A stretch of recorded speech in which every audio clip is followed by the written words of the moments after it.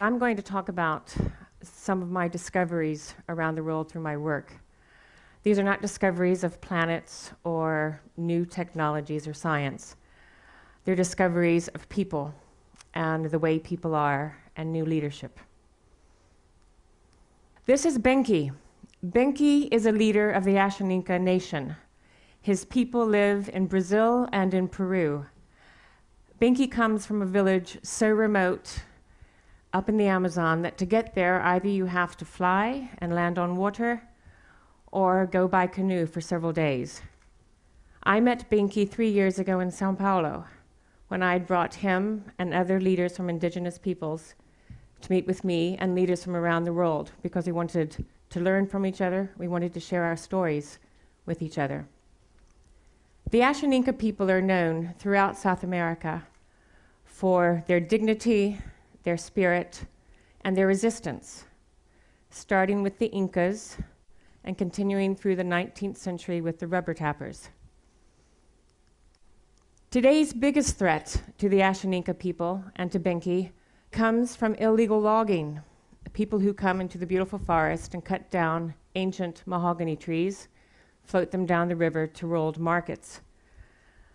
Benki knew this. He could see what was happening to his forest, to his environment, because he was taken under his grandfather's wing when he was only 2 years old to begin to learn about the forest and the way of life of his people. His grandfather died when he was only 10. And at that young age, 10 years old, Benki became the Paje of his community. Now, in the Ashaninka tradition and culture, the Paje is the most important person in the community. This is the person who contains within him all the knowledge, all the wisdom of centuries and centuries of life. And not just about his people, but about everything that his people's survival depended on. The trees, the birds, the water, the soil, the forest. So when he was only 10, and he became the Paje, he began to lead his people. He began to talk to them about the forest that they needed to protect, the way of life they needed to nurture. He explained to them that it was not a question of survival of the fittest.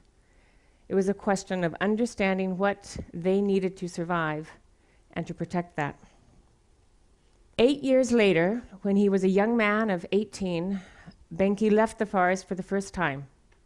He went 3,000 miles on an odyssey to Rio, to the Earth summit, to tell the world what was happening in his tiny little corner.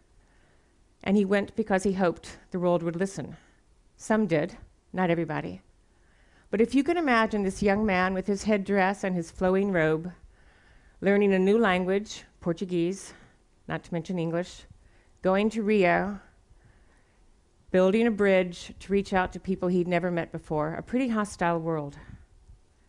But he wasn't dismayed. Benki came back to his village full of ideas, new technologies, new research, new ways of understanding what was going on.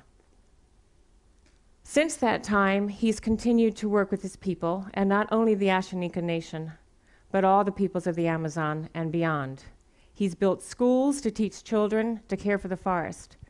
Together, he's led the reforestation of over 25% of the land that had been destroyed by the loggers.